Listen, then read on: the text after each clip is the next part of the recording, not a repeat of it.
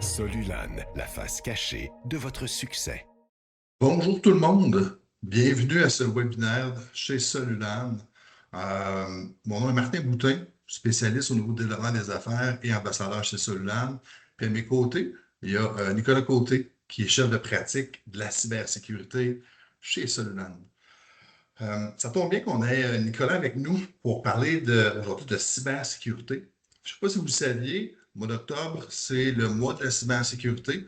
Donc, on a décidé de faire un webinaire aujourd'hui sur la cybersécurité, mais également sur le buzzword, puis je m'excuse de mon anglicisme, mais sur le mot qu'on entend sur toutes les lèvres depuis facile 12 mois, l'intelligence artificielle. OK? Donc, comment utiliser l'intelligence artificielle dans nos entreprises sans ouvrir, en fait, sans s'ouvrir ou sans devenir vulnérable aux cybermenaces. Aujourd'hui, on va vous parler d'opportunités et de bénéfices de l'intelligence artificielle parce que oui, c'est vrai, ça sauve du temps, vous devenez plus productif. OK? Par contre, il y a des risques à ça. OK? Et puis les risques, on va les voir. Et une bonne chose que Nicolas soit là, à chacun de ces risques-là, on a des solutions. OK? On a des bonnes pratiques pour s'assurer justement de minimiser ces risques-là de l'utilisation de l'intelligence artificielle. Et on va faire une belle petite conclusion pour conclure le tout par la suite.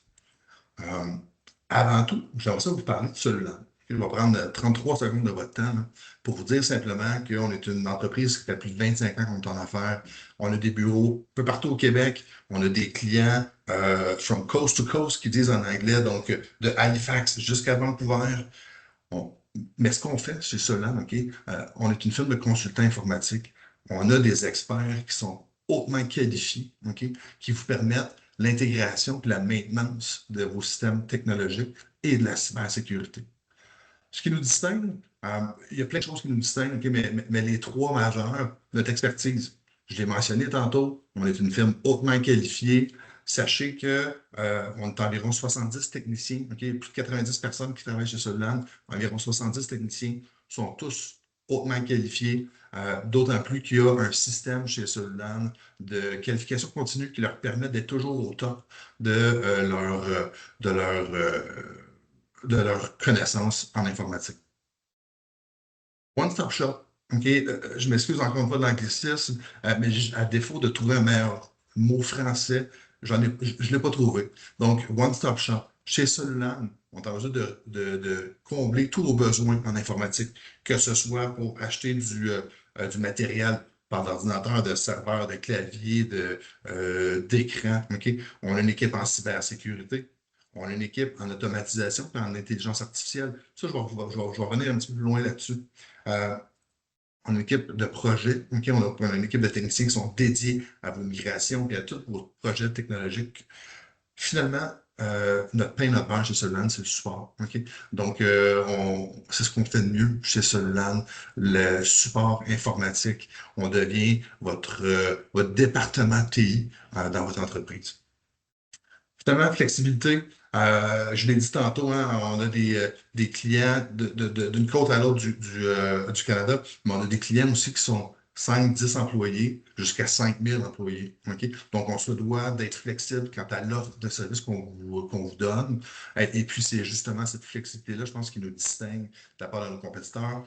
On est en mesure de vous offrir une offre de service selon vos besoins en technologie. Donc, j'ai assez parlé de celui-là. On saute dans le sujet, l'intelligence artificielle. Je suis certain que si je faisais un petit sondage, là, il y aurait 80-90% facile d'entre vous qui l'auraient déjà utilisé. Hein, que ce soit ChatGPT, Gemini, Copilot, DeepSeek, Claude.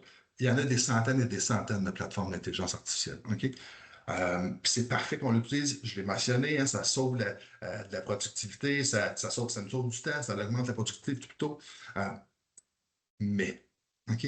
Mais il y a le danger à ça. OK? Que ce soit un danger de fuite de données, d'attaque automatique, de deepfake, d'hameçonnage sophistiqué. OK? Il y en a plein de risques que Nicolas va aborder tantôt. OK? Mais l'important dans tout ça, OK, le défi, là, c'est de s'assurer de maximiser l'utilisation de l'intelligence artificielle, OK, sans compromettre nos actifs numériques. OK. Je l'ai mentionné tantôt, ça fait plein de bénéfices, ça nous offre beaucoup d'opportunités en tant qu'entrepreneur, l'intelligence artificielle. OK? Par exemple, au niveau de l'automatisation intelligente. Vous avez des tâches répétitives, quotidiennes, hebdomadaires. OK? Ça, c'est des choses qu'on est en mesure de s'en occuper. On est en mesure d'automatiser ces différents processus-là. Puis je vous reviens à la fin du webinaire, on va en reparler rapidement de ça. Analyse prédictive. L'intelligence artificielle, ce que ça nous permet de cruncher toutes nos data, toutes nos données, OK, pour arriver avec une analyse qui est vraiment très précise pour nous éclairer après ça dans la prise de décision pour le futur de notre entreprise. Donc, ça aussi, c'est une grosse portion des opportunités de l'utilisation de l'intelligence artificielle. Cybersécurité proactive, on va en reparler un petit peu tantôt. Ça nous amène, OK, en détectant, par exemple, des menaces en temps réel. Ça va nous aider aussi au niveau de la gouvernance de nos données pour être correct avec la loi 25, par exemple. OK. Expérience client personnalisée. On a tous utilisé des chatbots. Hein, on est allé sur des sites web, on parle avec un assistant virtuel, ben, ça nous sauve du temps. Okay? Fait que c'est aussi la création de chatbots ou d'assistants virtuels. C'est une belle avancée au niveau de l'intelligence artificielle. Finalement, l'avantage concurrentiel. L'intelligence artificielle, elle est là pour rester. OK? Faut l'utiliser maintenant. Il faut sauter dans le bateau maintenant. Si vous ne le faites pas, vos compétiteurs vont le faire. Ça, je vous le garantis. OK? Donc, c'est vraiment, il faut sauter dans le bateau de l'intelligence artificielle plutôt, et ce, dès maintenant. Et pour ce faire, bien, je vais passer la parole à Nicolas, qui va être en mesure de vous parler des risques et plein de choses aussi sur l'intelligence artificielle. Donc, Nicolas, la parole est à toi, mon cher. Merci, Martin. Fait que oui, ça a beaucoup d'avantages, beaucoup de Je bénéfices. m'excuse, Nicolas. Oui. Puis vous allez voir, je vais interrompre souvent Nicolas. Puis je m'en excuse, une fois, puis après ça, c'est assez. J'ai oublié de Ouais. mentionner qu'il y avait une petite section Q&A en haut. OK? Donc, si vous avez des questions tout Ouais. au long du webinaire, n'hésitez pas à les poser. On va essayer d'y répondre au fur et à mesure. Sinon, on les prend en note, puis après ça, on va pouvoir vous répondre par la suite. Donc là, c'est vrai, Nicolas, je me tais, puis je te passe la parole. M'interrompre quand tu veux, Martin. Merci. Fait que oui, comme tu as mentionné, Martin, beaucoup de bénéfices, c'est quelque chose qu'on ne peut plus se passer. Fait que ChatGPT est arrivé dans nos vies en 2022. Fait que depuis ces dernières années, c'est pas mal rentré dans notre quotidien. Fait que même moi, personnellement, je Google plus autant que je le faisais avant. Vraiment devenu comme un assistant personnel, mais il y a des risques liés à ça. Fait que c'est ça qu'on va regarder aujourd'hui. Puis je vais commencer par le risque, selon moi, le plus grand au niveau des entreprises aujourd'hui. C'est vraiment les outils d'IA grand public. Fait que des outils gratuits là, qui demandent simplement une création de compte, comme ChatGPT gratuit. Tu l'as mentionné, Claude, Grok, il y en a plein. Là. En fait, il y en a plus, il y en a des milliers. Fait que la majorité là, des plateformes IA gratuites, vous le savez probablement, quand c'est gratuit, c'est vous le produit. Fait qu'ils vont vraiment utiliser vos données, en fait, que vous donnez pour entraîner leur modèle. Fait que ce qu'il faut comprendre ici, c'est quand on utilise en entreprise des outils d'IA grand public gratuits, ils utilisent tout ce que vous écrivez, ce que vous partagez, ce que vous téléversez, même au niveau des documents, hein, ou tout ce qui est généré, tout est gardé par l'outil. Fait que ça peut amener vraiment un risque quand ce n'est pas encadré dans l'entreprise. Puis je vous explique pourquoi, parce que chaque employé, en fait, va utiliser son outil préféré, le premier qu'il trouve, le plus facile. Puis ça amène plus de risques, parce que chaque outil a sa propre politique de confidentialité. Chaque outil héberge des données à des emplacements différents. Fait au final, ben, on arrive avec potentiellement des fuites de données confidentielles. Là. Nos données sont éparpillées à travers des différents outils. Là. Fait qu'on perd le contrôle. On a aussi une perte de traçabilité de nos données. On ne sait plus qui a donné quelles données à quel outil. Fait que ça peut rapidement devenir un cauchemar là, à ce niveau-là. Puis pour le prouver, je vous ai amené une statistique, pardon, qui est un rapport récent de Harmonic qui révélait que 8,5% des requêtes, fait que les prompts dans l'IA, fait que les prompts, c'est ce qu'on va entrer là, dans le chat avec l'IA, ce qu'on va lui demander de faire. Mais 8,5% de ces requêtes-là, effectuées par des employés avec les outils grand public, les outils gratuits, incluaient des données sensibles ou confidentielles. Fait qu'imaginez, 8,5%, si c'est une moyenne, si vous avez 100 employés là, qui font 10 requêtes par jour, ça va très vite, là. On a beaucoup de données sensibles qui sont envoyées à ces outils-là. Puis pour décortiquer un peu les données sensibles qui sont envoyées, bien, 46% de ces 8,5% de requêtes-là, c'était des informations de clients, là. Fait que des noms, des adresses, des numéros de téléphone qui étaient envoyés directement au modèle d'IA, des informations personnelles, des PII en anglais, fait que des informations qui permettent d'identifier des individus, encore une fois des noms, caractéristiques, adresses, puis aussi 15%, ça c'est les pires, selon moi, les détails juridiques ou financiers de l'entreprise. Fait que ça pourrait se faire par une requête à ChatGPT gratuit qui demande d'analyser nos états financiers, par exemple. Faut oublier que ChatGPT ne va jamais l'oublier, ça. Puis il va garder cette information-là dans sa base de données. Puis je vais Fait vous que si montrer je un te peu plus résume loin ce ça, qui peut arriver. Oui, vas-y, si je te Martin. résume ça, Nicolas, presque une demande sur 10, OK, Oui, ça contient des informations de l'entreprise. Et puis, une fois que ça s'en va sur ChatGPT, là, on nomme ChatGPT, mais sur les autres trucs qu'on a nommés tantôt, ça part dans le web, puis on est plus maître de cette information-là. exactement. Puis le plus qu'on utilise d'outils, le plus que nos données sont éparpillées à Pensez-y, travers là, tous ces outils-là. Là. 1 sur 10. OK? Oui, Nicolas l'a mentionné presque. tantôt, vous avez 10 employés, OK, qui font chacun 5 ou 10 recherches par jour. OK?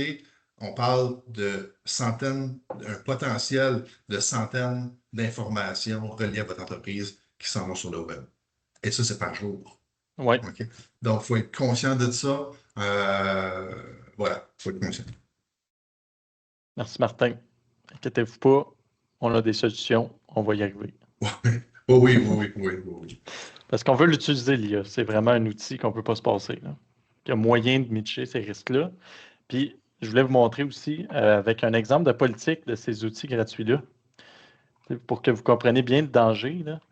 On le voit dans cette politique-là qui est rédigée en anglais, d'un outil gratuit commun, là, qui est probablement utilisé, qui conserve les données là, au niveau du texte, audio, les prompts. Fait que tout est conservé, là. Tous les fichiers téléversés, l'historique du chat. Fait que cette compagnie-là, cet outil-là se réserve le droit de conserver tout ce qui est entré dans l'outil. Puis on le voit, là, les données sont hébergées en République populaire de Chine sur des serveurs. Autrement dit, toutes les données qui sont entrées dans cet outil-là s'en vont dans des serveurs en Chine, puis ils restent indéfiniment. Puis en Chine, on le sait, là, il y a d'autres pays comme ça, mais les lois permettent au gouvernement d'accéder à ces données-là aussi. Là. Fait que c'est pas une situation souhaitable de Tu donner parles, des tu infos parles d'autres confidentielles. pays. Tu parles d'autres pays. Je pense que aux États-Unis, avec le Patriot Oui, Act, ils pourraient avoir accès à vos données sur des serveurs qui pourraient être hébergés aux États-Unis. OK? Donc, oui, l'importance de vérifier avec votre fournisseur, savoir où sont mes données. OK? On est chanceux au Canada, on a des belles politiques très fermes par rapport à l'utilisation de ça. Et on a beaucoup de centres de données des principaux fournisseurs au Canada. Donc, on se protège de cette façon-là. oui, exactement. Martin, ça peut arriver dans d'autres pays. Là. Fait qu'ils se réservent le droit d'accéder aux données. On ne veut absolument pas que ça soit éparpillé un peu partout. Là. Parce que plus qu'on a d'outils, plus qu'il y a d'emplacements. Fait qu'on se ramasse sur plein de juridictions différentes. Fait que ça augmente vraiment le risque. Là. Fait que je vous pose la question, là, seriez-vous confortable à donner, vous-même ou vos employés, les données de votre entreprise à un genre d'outil comme ça? Là? Moi, personnellement, je ne suis pas confortable du tout avec ça. Un autre risque que je voulais vous présenter, là, parce que maintenant, on imagine, l'outil gratuit connaît vos données, Mais ce qui peut arriver, c'est que l'outil pourrait, c'est arrivé là, avec des hallucinations, des bugs, que l'IA a divulgué ces données-là par la suite, involontairement, à d'autres utilisateurs. Puis on a un exemple documenté ici, là, qui est en décembre 2023. Fait que vous le voyez dans la capture. Là. C'est quelqu'un qui avait tout simplement demandé à ChatGPT de répéter le mot poème à l'infini. ChatGPT il est très aidant. Il a commencé à faire sa requête, à répéter poème, puis il s'est enfargé, puis il a donné des informations d'un individu. Fait que c'est des choses qui peuvent arriver. Une raison de plus de vouloir limiter les données qu'on donne à ces outils-là, grand public. Là. Fait que si je vous résume ça, une belle image, là, tous les outils, la panoplie d'outils, les milliers d'outils qui existent, les chatbots, Adobe Firefly, Bard, Gemini, gratuits. On veut éviter ça. Ce qu'on veut, c'est sélectionner, élire un outil dans notre entreprise comme copilote. Puis on veut choisir sa version payante, là, parce que la différence entre la version gratuite et payante, c'est que la version payante va isoler vos données. Fait que dans la politique de confidentialité, on le voit, là, que les données ne seront pas utilisées telles quelles pour entraîner leur modèle. Fait que, autrement dit, si vos données sont utilisées, sont anonymisées, et qui viennent enlever le risque par rapport au partage de données confidentielles. Là. Puis, corrige-moi, Nicolas, si je me trompe, mais je pense que la plupart de ces intelligences artificielles-là ont une version payante, OK, qui vont venir protéger les données. Nous, on va vous parler aujourd'hui de copilote parce que, bon, de un, Solvang, c'est une shop Microsoft, donc on utilise beaucoup les technologies Microsoft, mais de deux, c'est une plateforme qui est très, très sécurisée pour vos données. Mais de trois, surtout, c'est que Copilot est intégré à même les différents outils que vous utilisez déjà, comme Outlook, Word, PowerPoint, Excel, bref, peu importe, sont déjà inclus là-dedans dans Copilot. Fait que c'est pour ça qu'on va vous parler un petit peu plus de Copilot aujourd'hui. Oui, effectivement. Mais la nuance, c'est vraiment les versions d'entreprise. C'est ça qui est important. Copilot des bons avantages parce qu'il peut interagir entre les plateformes, comme tu l'as dit, Martin, puis créer des PowerPoint avec des données d'Excel qui sont dans notre SharePoint. C'est une belle symbiose. On va regarder en avant le positif, puis on va aller vers des bonnes pratiques de sécurité. Comment on évite tous les risques que je viens d'exposer, là? Premièrement, c'est de choisir un outil conforme, comme je viens de mentionner. Puis là, je donne l'exemple avec Copilot. Mais on veut vraiment un outil qui est conforme aux normes de confidentialité et de sécurité les plus strictes. Là. Qui est conforme, par exemple, à une certification SOC 2, type 2, le GDPR en Europe pour les informations personnelles, ISO Vite, c'est quoi, 27001. Nicolas, le SOC 2 type 2 GDPR en une phrase et quart? Oui, en une phrase écart, c'est des certifications de sécurité qui assurent que l'entreprise a mis en place les contrôles les plus stricts pour protéger les données et les accès. Puis ça a été audité aussi par un auditeur indépendant. Fait qu'on est sûr que c'est réellement en place. Là. Ce genre de certification-là, ça rassure beaucoup. Puis évidemment, Microsoft les ont tous. Puis en utilisant un outil comme ça, bien, au moins, ça vous assure que les données restent dans votre organisation. Là. Fait que ce soit les requêtes, les prompts que j'ai mentionnés tantôt, les réponses, hein, ce qui va être généré par l'outil, tous les documents que vous allez téléverser, les agents que vous pourriez créer. Là, je ne veux pas vous faire un cours sur l'IA ici, mais rapidement, encore une fois, Martin, une phrase d'écart. Un agent, c'est vraiment une intelligence artificielle qu'on va entraîner à faire une fonction spécifique dans notre entreprise. Fait qu'une tâche répétitive qu'on a. Fait que les agents peuvent contenir vraiment des processus dans leur savoir, là, des processus sensibles. Fait qu'on veut que ça reste dans l'entreprise. As-tu un exemple pratico-pratique d'un agent? Oui, ben en fait, je pourrais prendre l'exemple d'un comptable là, qui génère le même rapport à chaque fin de mois. Mais il pourrait entraîner un agent à lui poser les bonnes questions, puis à générer le rapport par la suite sans que lui aille à le faire dans Excel. Là. Un exemple comme ça. Il y en a plein qui s'appliquent. Fait qu'on veut que cette méthodologie-là reste confidentielle, c'est sûr. C'est sensible. Puis en choisissant un outil professionnel, là, ben, on assure aussi une utilisation responsable, pardon, de l'IA. Ça va aussi empêcher que ça génère du contenu qui n'aurait peut-être pas sa place dans un contexte professionnel. Fait que juste des bonnes choses. Puis maintenant, comment on s'assure, encore une fois, dans l'exemple de Copilote, que c'est le seul outil utilisé par nos employés? Comment on vient sécuriser tout ça? Bien, ça se fait avec 2 contrôles, avec des contrôles de sécurité. Le premier étant un contrôle de gouvernance, c'est de rédiger une politique sur l'IA. Fait que c'est de, premièrement, établir les lois dans votre entreprise. Qu'est-ce qu'on peut faire, qu'est-ce qu'on ne peut pas faire avec l'IA? Quel outil on doit utiliser ou ne pas utiliser? Fait que de venir définir les règles dans votre entreprise, puis de le faire lire, comprendre et signer par tous les employés ou les membres qui collaborent avec votre organisation. Là. Fait que premièrement, établir les règles, gouvernance, la politique d'IA. Par la suite, bien, ce qu'on a écrit, on va venir l'appliquer sur les ordinateurs, dans nos systèmes, avec un contrôle technique. Là, ici, je donnais l'exemple de Defender de Microsoft, encore une fois, qui va venir bloquer l'utilisation des autres IA qu'on n'a pas autorisées là, sur les ordinateurs de travail, dans le navigateur, sur Edge, Chrome. Fait qu'on vient appliquer les règles qu'on a établies techniquement sur nos systèmes. Là. Fait que ces 2 contrôles-là ensemble, ça vient mitiger le risque que je vous ai présenté aujourd'hui. Puis je vous rassure, là, celui-là, on a des équipes qui sont spécialisées pour mettre en place ces différents contrôles-là. Donc, tant au niveau de la rédaction des différentes politiques, au niveau de la gouvernance, qu'au niveau technique, on est capable de vous aider 100% là-dessus. Oui. Martin, il y a une autre chose que je pense qui est importante de dire. Quand on met en place ces systèmes-là, là, c'est vraiment important d'avoir une bonne préparation. On ne peut pas intégrer ces systèmes-là sans avoir audité quelques parties de notre environnement. Fait que c'est vraiment important là, de, premièrement, définir nos permissions avant de mettre ça en place, s'assurer, par exemple, que dans SharePoint, les employés ont seulement accès à ce qu'ils devraient avoir dans leurs fonctions. Parce que l'IA étant un outil très puissant, lui, il va regarder partout où il peut. Là. Fait que c'est vraiment important que ça soit bien établi, bien segmenté. Puis aussi vos identifiants.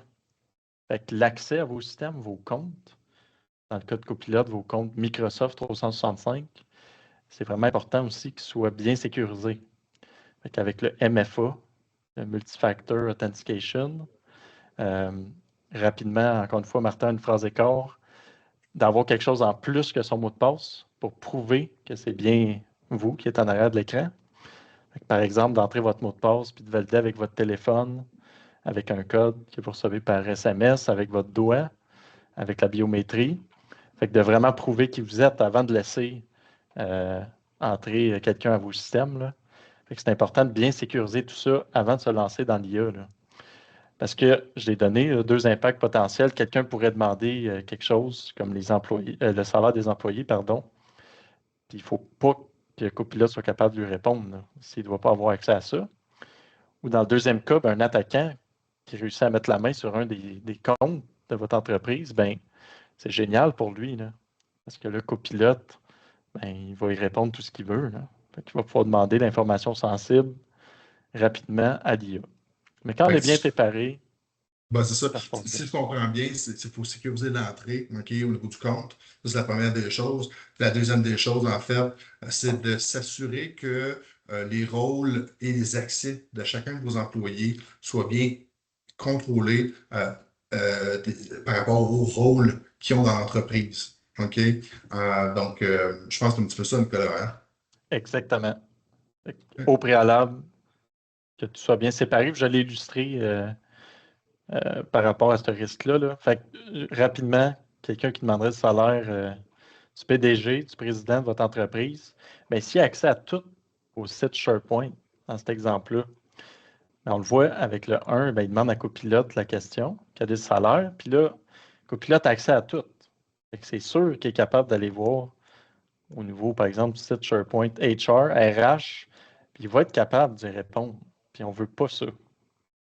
on veut plutôt séparer pour que quand il pose la question, il ait vraiment accès seulement, par exemple, à marketing, à l'intranet, puis il ne trouvera pas l'information pour répondre à sa question parce qu'il n'est pas supposé avoir accès de toute façon. Fait qu'il est bien poli, puis il va dire désolé, je ne trouve pas l'information que tu as demandé. Fait que c'est ce qu'on veut. Là.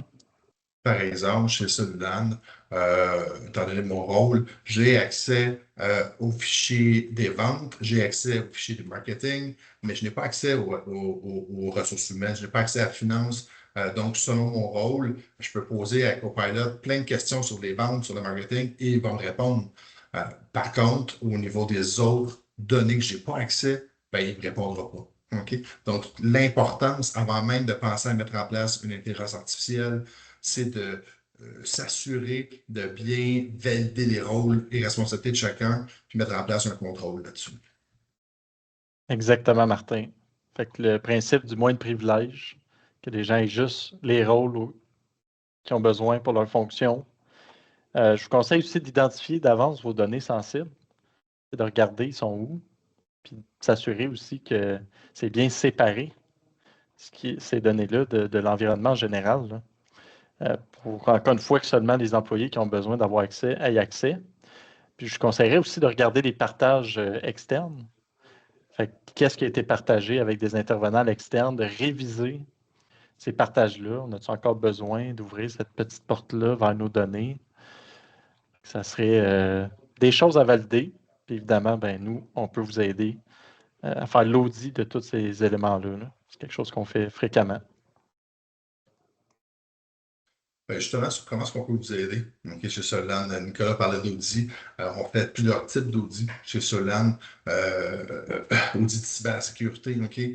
Mais avant tout, là, on reste dans le domaine, dans le monde de l'IA, de l'intelligence artificielle, c'est de faire un audit de votre environnement, okay? Votre environnement SharePoint, pour s'assurer encore là que chacun a accès à ce qu'il doit avoir accès et non pas plus. Okay? Donc ça, c'est un audit. Copilot, c'est un outil extraordinaire. OK? Puis c'est même bluffant au début quand on le reçoit. Comment je l'utilise, comment je maximise son potentiel. On a des formations chez Solon pour ça, OK? Pour maximiser le potentiel de cet outil-là. On a bien sûr des services gérés. Je l'ai parlé tantôt au début au fait qu'on devienne votre bras TI au niveau de votre entreprise. Puis je vous assure, Solulan, ça reste une entreprise, malgré qu'on parle de technologie, ça reste une entreprise humaine, okay, qui est là à vous écouter pour vos besoins. C'est maintenant l'heure de la période de questions. J'ai toujours pas vu de questions dans le Q&A. Ça doit que, Nicolas, tes explications sont hyper claires ou que le monde sont gênés. Je ne sais pas encore. Pendant que vous pensez à des questions, vous voulez les rédiger, je vous amène, Nicolas, si tu peux me montrer la dernière Oui, slide certainement. du deck. Notre prochain webinaire, OK, c'est le 20 novembre à 11h. Je vous y invite. J'ai parlé au début d'automatisation, hein, automatisation des processus, OK, qui sont récurrents chez vous au niveau quotidien, hebdomadaire, peu importe, OK. Il y a des technologies qui existent aujourd'hui au niveau de l'intelligence artificielle pour optimiser ces processus-là, OK. Mais par où on commence? C'est très difficile, OK? Donc, c'est pour ça que je vous invite fortement soit à m'écrire, mon adresse courriel est dans le bas, mboutin@solulan.com, ou scanner le code QR qui est là. Ça va vous amener à une page qui vous pourrez vous inscrire à notre webinaire. Vous pourrez également, bien sûr, demander à votre directeur de compte, si vous êtes déjà client chez Solulan, de vous faire parvenir l'invitation. Mais voilà, c'est un webinaire qui va être extraordinaire pour justement commencer le processus d'automatisation chez vous. J'ai une question ici, OK? Quels sont les meilleurs cas d'usage en infrastructure TI pour l'usage de Copilot pour l'automatisation des tâches liées à la cybersécurité? Nicolas, je ne sais pas si tu es en mesure de répondre à ça. Oui, certainement. C'est quand même vague comme question, là. Mais au niveau de l'infrastructure, on pourrait l'utiliser pour monitorer certaines métriques, puis nous faire des résumés de ça. Ça, c'est un exemple parmi tant d'autres. Moi, je peux probablement mieux répondre au niveau de la sécurité pour automatiser les tâches. Fait que Microsoft, au niveau de Copilot, ont créé Copilot for Security, qui lui va analyser les alertes dans Defender, qui va faire des rapports, qui va les prioriser. Puis il peut aussi analyser au niveau des courriels d'hameçonnage. Les employés, ils signalent souvent là, des courriels, fait qu'il peut faire une pré-analyse de ce qui a été signalé, nous faire des résumés de ça. Il y a beaucoup d'autres cas de figure, là, mais en résumé, ça ressemble à ça. Là. Une autre question très pertinente, Nicolas, que je pense être en mesure de répondre, mais je vais quand même te laisser, toi, l'expert, y répondre. Est-ce que Copilot utilise des données, mettons, sur des fichiers Excel qui sont sur le serveur, mais qui ne sont pas dans SharePoint? Là, on parle de localement. Là. Oui, sur le serveur, exact. Oui, fait qu'on peut utiliser ça, mais il faut les téléverser. Fait qu'il faut donner le document à Copilot. OK. Puis là, je me suis de l'anglicisme, mais un click and drag Oui, dans Copilot pourrait faire le travail, c'est ça? exactement. Il n'est pas connecté comme SharePoint, là, ou qui est capable de le consulter selon nos accès en temps réel. Sur un serveur traditionnel, là, votre lecteur M, N dans votre ordinateur, Oui. faut vraiment venir lui donner ce qu'on a besoin. On peut lui donner plusieurs documents en même temps pour faire comme vraiment un cocktail de ce qu'on veut avoir là, au final comme résultat. Mais il faut le faire manuellement, comme tu as dit, Martin. OK. Autre question. Est-ce que Field Effect utilise l'IA? OK. Field Effect étant un de nos fournisseurs chez Solana, un fournisseur majeur en fait d'outils en cybersécurité. Nicolas, je te laisse répondre à la question. Oui, fait que la réponse c'est oui. Il l'utilise pour faire des pré-analyses. Un peu comme j'ai mentionné avec la question précédente au niveau de Copilot for Security. Là. Field Effect, ils font la même chose pour résumer, prioriser ou avoir complémenté les alertes avec plus de détails. Là. Fait que oui, il l'utilise. OK. OK. Finalement, une dernière question. La différence entre la version payante de ChatGPT et Copilot payant, OK? Outre l'intégration des outils Microsoft via Copilot, euh, quelles sont les différences? Entre la version gratuite et payante? Non, en fait, entre ChatGPT payant et Oui. Copilot payant. Puis, est-ce qu'il y a un Ah avantage oui, à ok, je passer savais pas. de ChatGPT vers Copilot? Ben, en fait, premièrement, c'est votre préférence. Là. Des fois, on aime mieux un outil plus que l'autre, mais je pense que le plus gros avantage de Copilot, on l'a mentionné précédemment, c'est son intégration dans les systèmes Microsoft. Là. C'est quand même fascinant de voir comment il peut aller chercher quelque chose, que ce soit un message que vous avez écrit dans Teams il y a 3 ans, puis faire le lien avec le document que vous êtes en train d'écrire dans Word, en faisant une référence avec une procédure qui a été écrite dans SharePoint. Là. C'est la symbiose des plateformes. C'est vraiment ça, sa plus grande force. OK. Écoutez, ça fait le tour des questions. Je vous remercie. Tout le monde est resté jusqu'à la fin, donc je vois qu'il y a un appétit, qu'il y a un intérêt pour ce type de sujet-là. On pourra en refaire un autre par la suite, il n'y a aucun problème. Euh, Par contre, je reviens sur le prochain webinaire au niveau de l'automatisation puis de l'optimisation de vos processus d'affaires.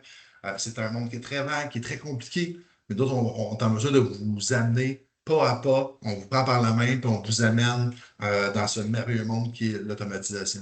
Donc, Nicolas, je te remercie pour ta De rien. présentation. Hyper pertinent, hyper intéressant. À tous, je vous remercie et je te souhaite de passer une excellente fin de journée. Solulan, la face cachée de votre succès.